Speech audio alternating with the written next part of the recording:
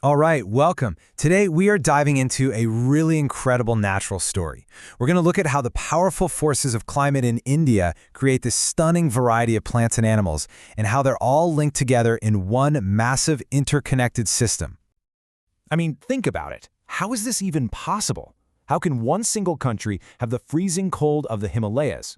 We're talking places like Dras and Kargil, and at the same time, the scorching, blazing heat of the Jaisalmer Desert. Well, the answer lies in this massive natural engine that drives absolutely everything, India's incredibly varied climate. Okay, but before we go any further, we got to get one crucial thing straight: the difference between weather and climate. Weather is the day-to-day stuff. Is it sunny today? Is it going to rain? That kind of thing. But climate, that's what we're talking about here. It's the big picture. It's the average pattern over many, many years. I like to think of it as the personality of a place, not just its mood for the day. So what's India's climate personality? Well, broadly speaking, it's a monsoon climate, and the word itself is pretty cool. It comes from the Arabic mausam, which just means seasons.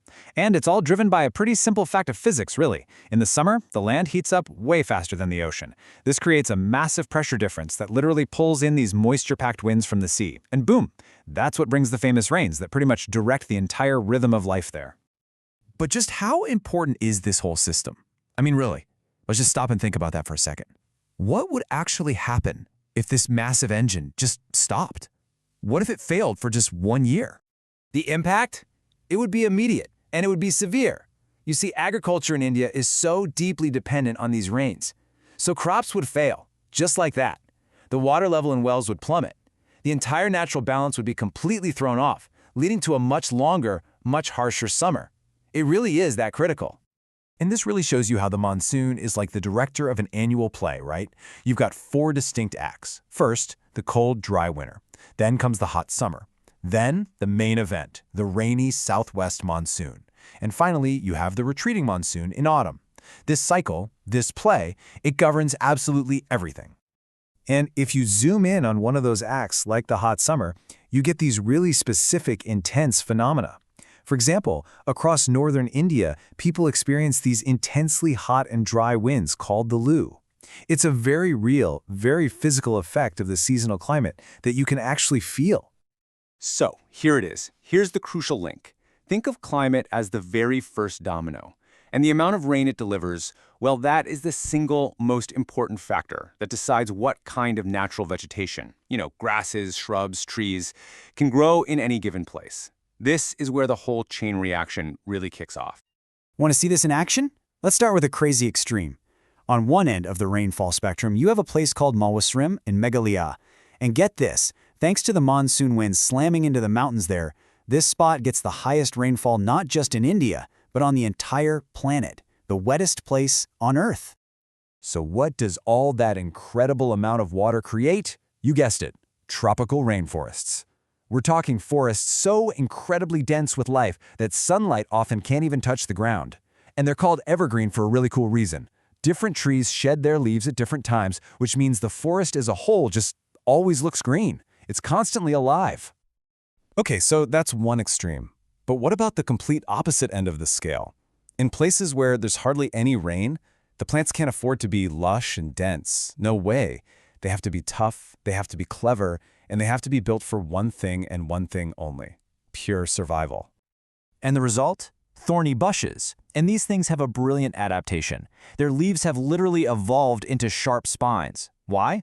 Well, it drastically reduces the surface area, which minimizes how much water they lose to the hot, dry air. It's an absolutely crucial survival strategy that you'll see all over arid states like Rajasthan, Punjab, and Gujarat.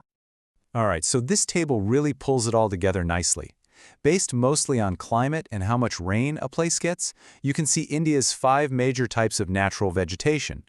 We've already talked about the super dense rainforests and the toughest nails thorny bushes, but you've also got tropical deciduous forests, the ones that shed their leaves every year. Then there's the unique cone-shaped trees you find up in the mountains. And get this, incredible mangrove forests that can actually survive and thrive in saltwater. Amazing. Okay, so the climate domino has now knocked over the vegetation domino. So what's the final piece in this incredible chain reaction? It's the wildlife. because each one of these unique, specialized forests creates the perfect custom-built home for a very specific community of animals. And you can see this link so clearly when you look at some of India's most iconic animals. You don't find the Asiatic lion just hanging out anywhere, right? Its last wild habitat is Gujarat's Gir forest. The one-horned rhino? It roams the forests of Assam. And the elusive, almost mythical snow leopard, you'll only find it way up in the high-altitude Himalayan region.